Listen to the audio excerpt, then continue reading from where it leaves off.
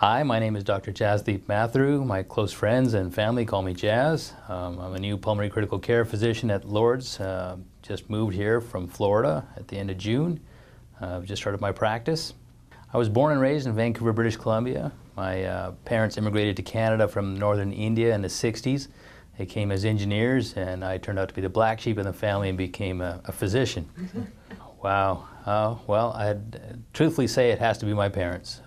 Very hardworking people, came to Canada with nothing in their pockets except papers, degrees if you will, worked hard. We lived in a one-bedroom basement suite for the longest time, and just because my parents' persistence, watching that persistence has motivated me to do well. A lot of places, namely I did my undergrad at Simon Fraser University in British Columbia. Also did a physiology biochemistry major at the University of Saskatchewan in also Canada. And then went over to private medical school at St. George's University in Grenada. Did my clinicals in New York, and then ended up doing my residency and fellowship training all at the University of Florida and at the Mayo Clinic. What made me go into medicine? My two undergrad subjects were biochemistry and physiology. Very exciting. It's cutting edge technology. Nothing more exciting than knowing how the human body functions and what makes it sick. The obvious pathway was to get into medicine and put those two favorite subjects together with the love of being with people. That's what brought me to medicine. The biggest influences in my life have always been my parents.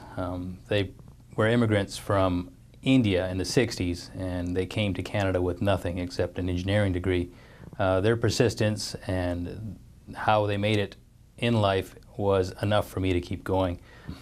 I have a long list of name badges that have brought me all the way up to medicine, and the big deciding factors were my two favorite subjects were physiology and biochemistry, and the customer service industry, if you will, and put those three together made me become a doctor, if you will. My biggest influences have always been my parents. My parents have been everything for me. They're immigrants from India. They moved to Canada in the 60s. They worked hard their whole life and made nothing into something. They've been fortunate enough, I've been fortunate enough to have them as motivators through this entire career. And the last 20 years, it has been my wife. She's gone with me from country to country, city to city, chasing this dream, and here we are. Lourdes is a wonderful organization. It's quite an amazing experience when you walk through the door and you can see the CEO of your hospital rounding on the patients in the hospital. On the other side, you can see one of our beloved sisters, Sister Esther. She's also rounding on the patients. Just to go through the hallways and to see that level of care and love for a patient, I feel good there. I don't feel like I'm there doing anything else except medicine. It's a very loving place, very caring. From interview process to hiring, these folks were wonderful, very forthcoming, very honest. Actually, to enjoy the Tri-Cities that much, I've been running by the park at Howard Amon Park, going up and down the river. Kids get on their bikes, and Daddy tries to run behind and catch up and see if we can get fit again. My wife loves it here. We just haven't had a chance to go fishing. One of my biggest hobbies is fishing. You know, that Columbia River, I've enjoyed it on the other side of the border in Canada, and now I'm on this side of the border and seeing how clear and beautiful it is. Really haven't done much other than enjoying your natural resources, climbing up and down Badger Mountain, going for walks along the riverside. That's about it. Pretty boring guy, huh? I think my practice at Lourdes is unique and interesting, given that my patient is very unique. The folks that come to a pulmonary practice have been already seen by internal medicine. They are very complicated. Their biggest concern is that they can't breathe. You can't talk about the lungs unless you know the entire body system, be it the cardiovascular system, be it the immune system, be it whatever. But when they come and they can't breathe, it is my job to figure out why they can't breathe. What makes Lourdes Pulmonary Services unique in the Tri-Cities? Well, I was trained at the University of Florida and at the Mayo Clinic, 700-bed hospital, 40-bed ICU, seen a lot of pathology. I'm hoping to bring that large university-level care to this small area. technology that is available at large centers is going to be brought here, and I've been trained with this technology for patients, be it lung cancer screening, be it diagnosis of pulmonary hypertension, be it just good old heart failure. Being trained at a large university hospital and with the latest and greatest technology, I'm able to bring this technology here to the Tri-Cities and at Lourdes. Being trained at a large university program, the early diagnosis of lung cancer is a very big deal. The faster we catch it, the faster we can take care of people and give them a meaningful life.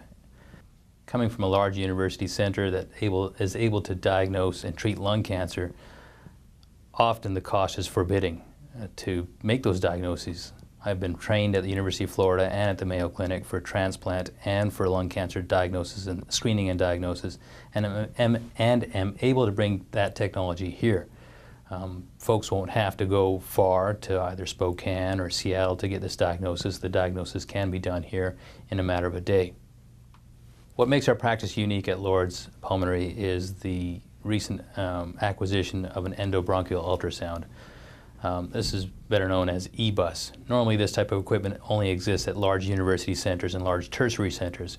Currently, patients who need diagnosis for lung cancer have to either go to Spokane or Seattle or other large centers. Fortunately, I've been trained in this technology and will be able to provide this service here at Lourdes.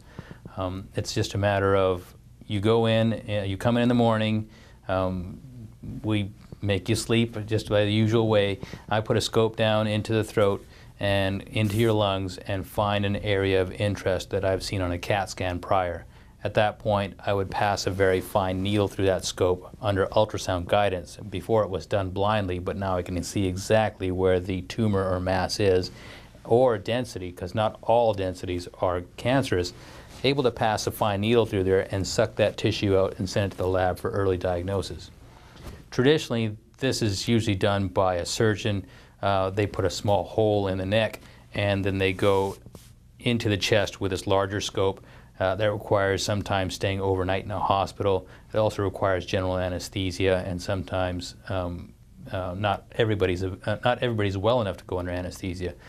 This is a simple in-clinic procedure, and you'd be going home the same day. One of my biggest motivators next to my parents has been my wife. We've been together for over 20 years. She has followed me, has motivated me through every step.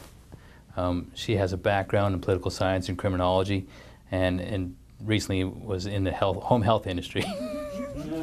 Besides my parents being the biggest motivators for me, one of my largest motivators has been my wife, Anita. She's been with me through my entire career. One of my biggest motivators has been my wife, Anita. Anita's been with me for 24 years, right out of high school. She's followed me from university to university and through med school while maintaining her own education. She did a double major in political science and criminology and has been supportive of me through this entire journey. One of my biggest motivators through my entire educational career has been my wife, Anita. My name is Dr. Jasdeep Mathru. I was born and raised in Vancouver, British Columbia. I did my undergrad at the University of Saskatchewan and Simon Fraser University in biochemistry and physiology. Went to medical with Dr. Jasdeep Mathru. I was born and raised in Vancouver, British Columbia, Canada. I did my undergrad at the University of Saskatchewan and Simon Fraser University, did undergrad in biochemistry and physiology. Medical school was private medical school in Grenada, St. George's Medical School. One of my biggest influences has been, actually some of my biggest influences have been my parents and most of all my wife, who's been with me for the last 25 years, motivating me every day.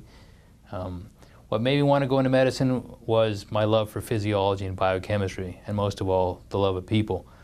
Helping and healing and able to apply these